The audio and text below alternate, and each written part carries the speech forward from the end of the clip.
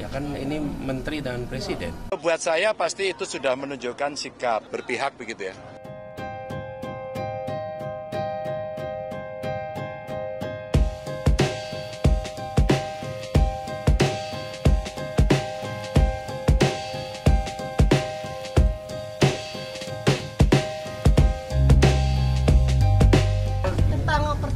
Antara Pak Jokowi dan Pak Prabowo hari ini, Pak, yang sudah dikonfirmasi sendiri oleh staf Presiden, bagaimana Pak tanggapannya terkait pertemuan tersebut? Padahal Pak Presiden di sini ya posisinya, Pak.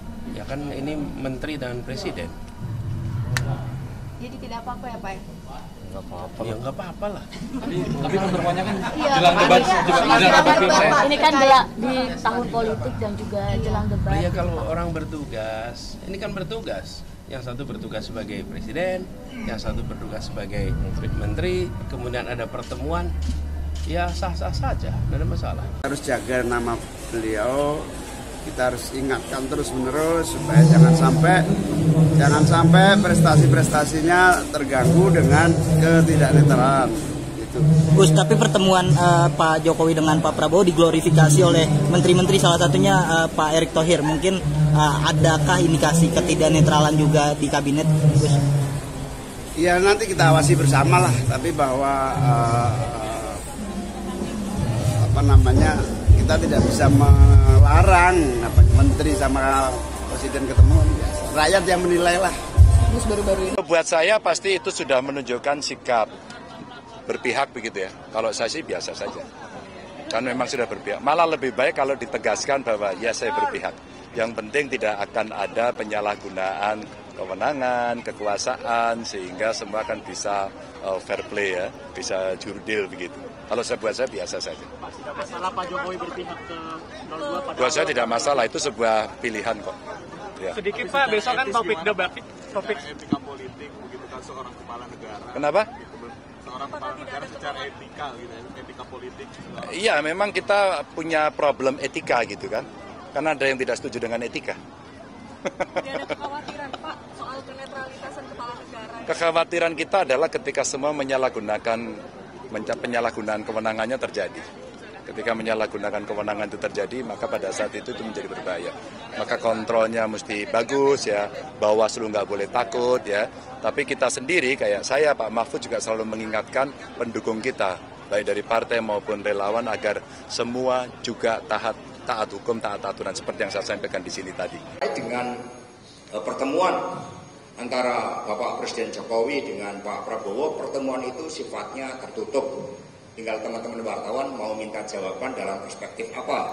Perspektif PDI, perspektif Pak Prabowo, maupun perspektif Pak Jokowi. Tinggal 3 pilihannya.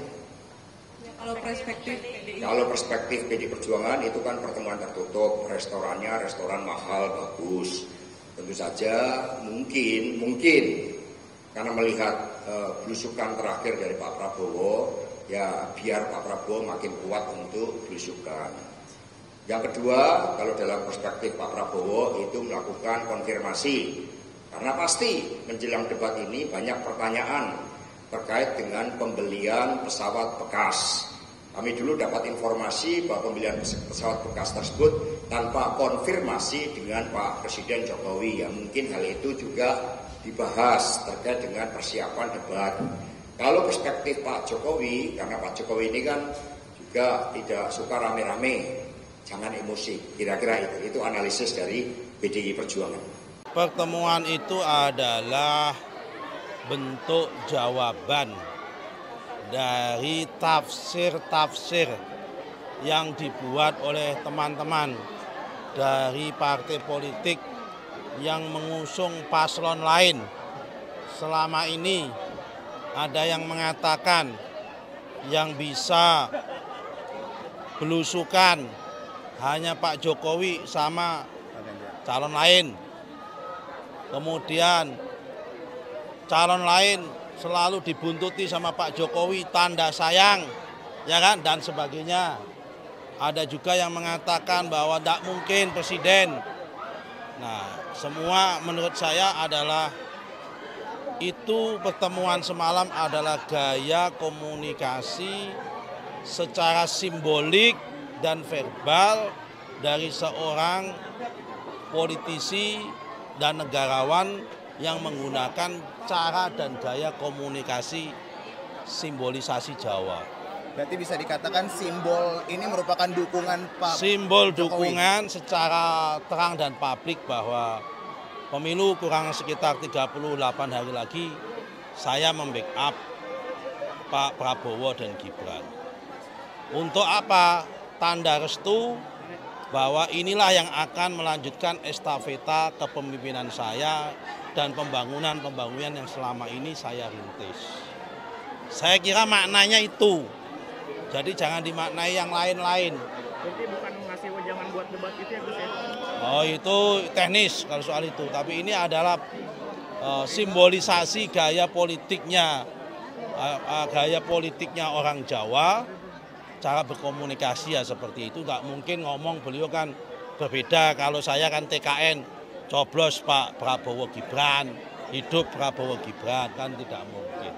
Tapi kalau kiai, presiden, tokoh-tokoh masyarakat, influencer cukup bertemu dengan gestur senyuman, keakraban, keintiman, sama kayak hari ini dengan Pak Kiai Adib Rafiuddin Iza diundang masuk ke pondok pesantren, diajak makan bersama, didoakan, dikenalkan semua keluarganya, itu adalah tanda intim bahwa kita ini persaudaraan yang dalam. Pasti itu adalah cara dukungan orang Jawa dan orang Indonesia itu dengan cara begitu. Pemerintah netral.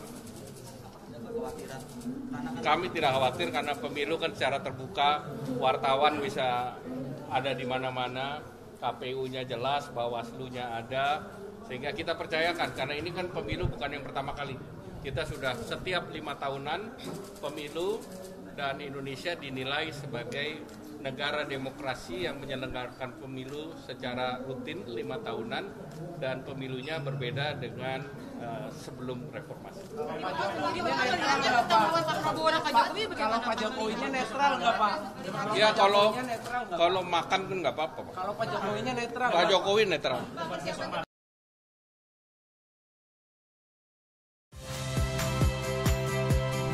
Saya Agin Fridianto. Saksikan terus program-program Kompas TV melalui siaran digital, pay TV, dan media streaming lain. Kompas TV, independen, terpercaya.